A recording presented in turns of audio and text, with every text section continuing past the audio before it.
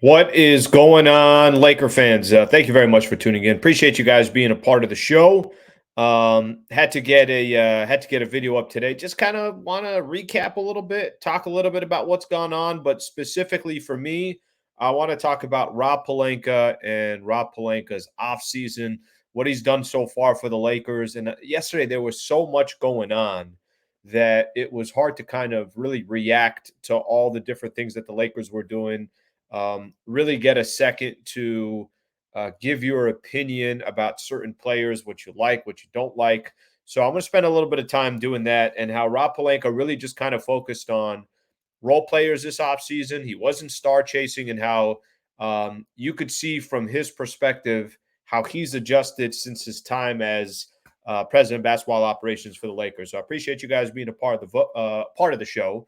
If you don't mind, I know I mention it every time. If you can subscribe to the channel, I would greatly, greatly appreciate it. Certainly helps the channel, and it's one of my big focuses. Try to grow this channel on YouTube. So thank you for being a part of the show.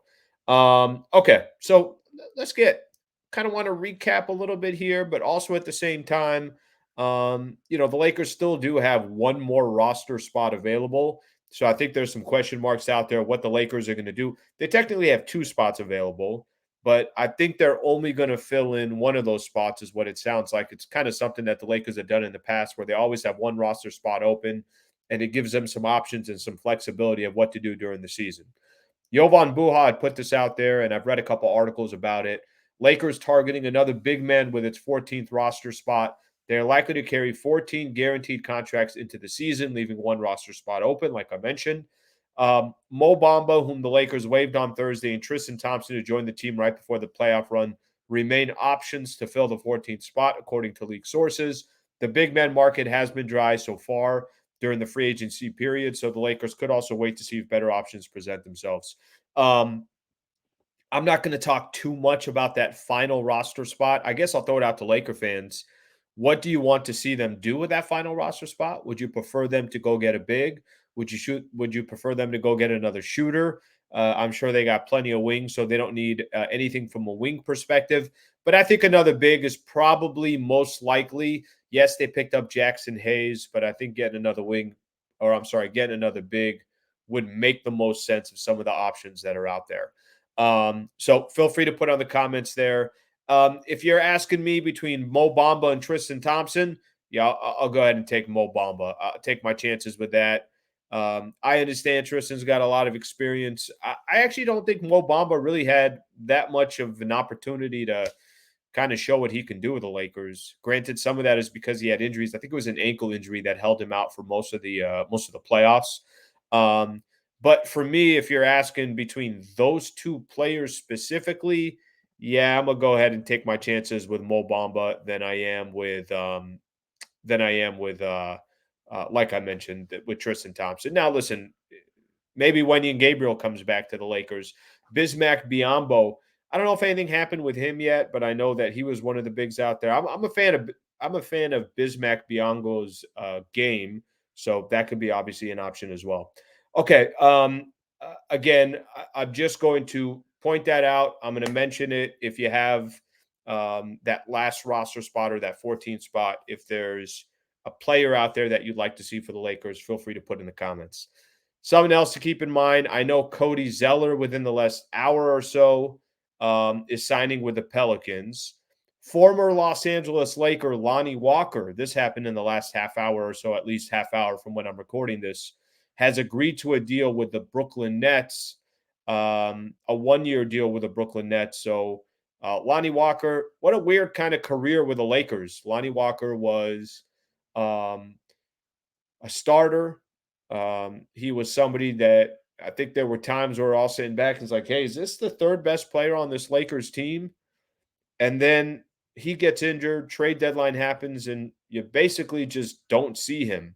Then he has a game in the playoffs against the Golden State Warriors where he goes off. I think it was game 4, and was a big part of the Lakers in that specific game, but never really had more moments like that. So Lonnie Walker was part of Clutch Sports. Obviously, that's Rich Paul.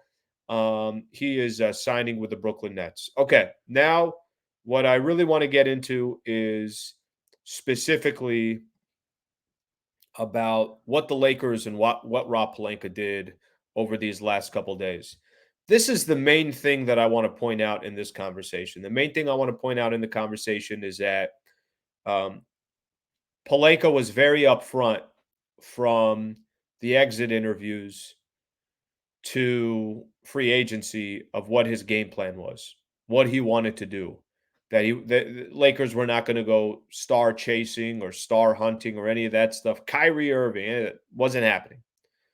The Lakers had a plan, and the plan was let's bring back our guys and let's make some marginal changes around the edges. That's exactly what the Lakers did. So if you look at from top to bottom, I think this is something that you could say that Rob Pelinka has also learned from in the past. It's all right. I understand I got LeBron James and Anthony Davis, but I won an NBA championship with LeBron and AD. We didn't have a third star. We had a lot of really good role players, but we didn't have a third star. They had Rajon Rondo, Danny Green, KCP, Kyle Kuzma, Dwight Howard, JaVale McGee. They had a lot of Marcus Morris. They had, Markeith Morris. They had a lot of players that could fit in around the two stars and do a lot of little things that can help a team compete for an NBA championship. The following year, the Lakers' strategy changed. It didn't change, actually. It was the same strategy. They went out and got Marc Gasol. They got Montrezl Harrell. They got Dennis Schroeder. We'll just never know if that team was championship quality. I think they were, but Anthony Davis got injured in Game 4 against the Phoenix Suns when the Lakers were up 2-1. They end up losing the next 3 games, and the Phoenix Suns go on and make it to the NBA Finals, and they lose in the finals to the Bucks. The year after that is where things really got screwed up. You went star chasing, and you went after a player in Russell Westbrook. And when you got Russell Westbrook, you basically had all of your salary, your team's salary around 3 guys. And how do you build the rest of the roster out? Lakers clearly were not able to. Oh, by the way, Russell Westbrook was an awful fit. Oh, by the way, it didn't seem like everybody meshed together and wanted to play together and win together. And you ended up winning 33 games that year. And in this journey with Rob Pelinka to try to kind of correct his mistake, the front office's mistake, it took a year and a half to get back in a position where they can make a trade. And with one player, Russell Westbrook, they were able to get multiple role players. And I think this summer, at least so far in the offseason, and this is what it looks like the Lakers roster is going to be, it's very similar to 2020. It's not, we got 3 stars, we're going to take our chances. No. You got 2 stars. That's where most of your money is going. And then after that, you got a lot of players that can contribute. Don't get me wrong. These players are going to have to play better than they did this past season. Don't get me wrong. These players have, I think there's not a lack of talent, but, well, no, I'll say it. I think there's a lack of talent. I think the talent that the Lakers have on their roster is good. I think LeBron and Anthony Davis, great. They obviously got to be healthy and they got to be there. But is that enough talent to beat the Nuggets or the Suns or some of these other teams out here in the Western Conference, the Clippers? Let's see what they eventually do in the offseason. We're going to have to eventually wait and obviously and see what happens and how that all plays out. But the Lakers have a ton of flexibility. Plus, they have a ton of players that I think they're on good contracts. Let me give you an example. Do you think Austin Reeves, 4 years, $56 million is a good contract? Do you think in 2 years that's still not going to have great value? Do you think if the Lakers decided hypothetically, hey, we got to move off of this contract, there won't be other teams lined up? Austin Reeves is a really good contract. D'Angelo Russell signed a 2-year deal for $37 million. Those 2 contracts alone, I remember a couple of days ago leading up to free agency, those 2 contracts alone, I was sitting back and I was kind of asking the question like, wait a minute here. Is there a way that the Lakers can get Austin Reeves and they're not spending that 80, 90, or 100? Is there a way they could get D'Angelo Russell and it's not a 3-4 year deal closer to 100 mil or something along those lines? They got D'Angelo for 2 years, $37 million. Yes, there's a player option in the second year. That's nothing. That's an asset that you can use if you decide to keep D'Angelo because the numbers look right and he's productive and everything else. Great.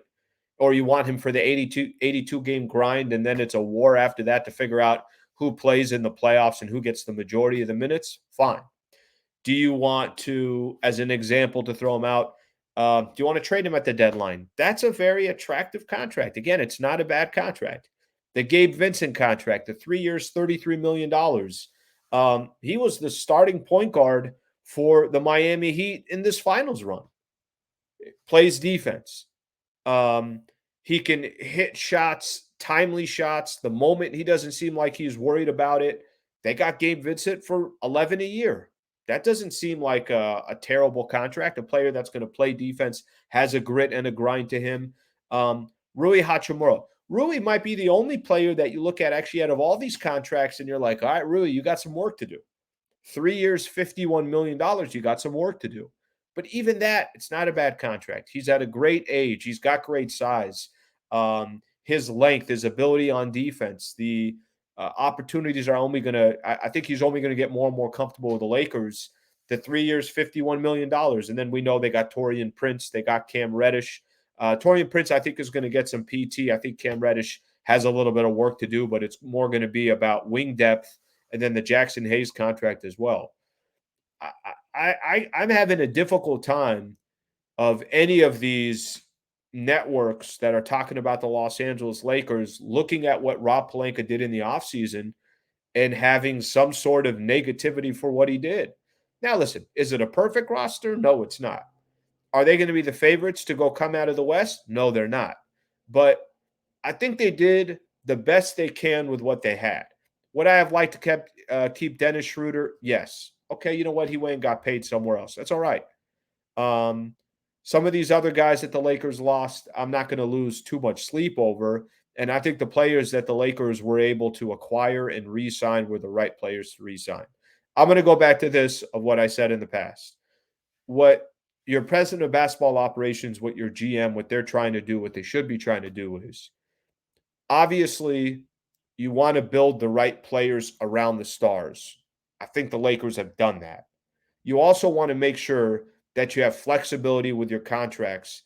And I think in the Lakers case, the thing that I think is much more exciting than the Lakers have played with over the last couple of years, you got some youngsters too at the right age, right?